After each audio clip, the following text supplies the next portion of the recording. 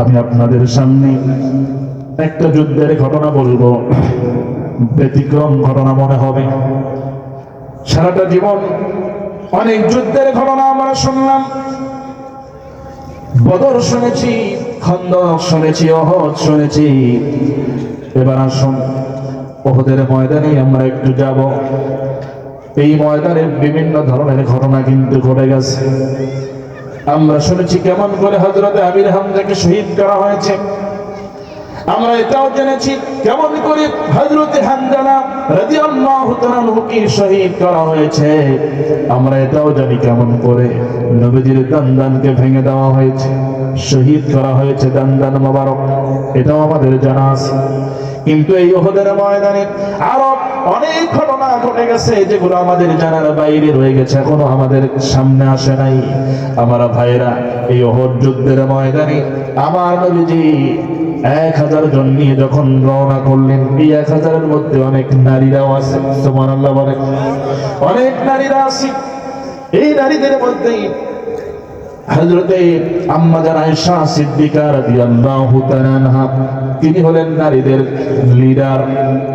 আর উহুদ যুদ্ধে পুরুষদের নেতৃত্ব দিচ্ছেন আমার নবী বিশ্ব নবী মুহাম্মদুর রাসূলুল্লাহ সাল্লাল্লাহু আলাইহি ওয়াসাল্লাম। তিনি লোহার হেলমেট পরেছেন, যুদ্ধের পোশাক পরেছেন।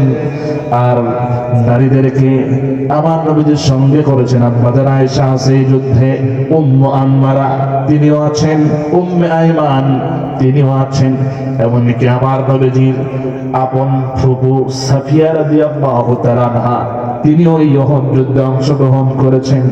এরপরে আরো অনেক নারী এসেছেন। আব্দুল্লাহ বিন কাবের বোন নুসাইবা বিনতে কাব রাদিয়াল্লাহু তাআলা আনহা, এই জান্নাতি নারী, তিনিও এই উহুদ যুদ্ধে অংশগ্রহণ করেছেন। এরকম আরো অনেক নারীরা অংশগ্রহণ করেছেন।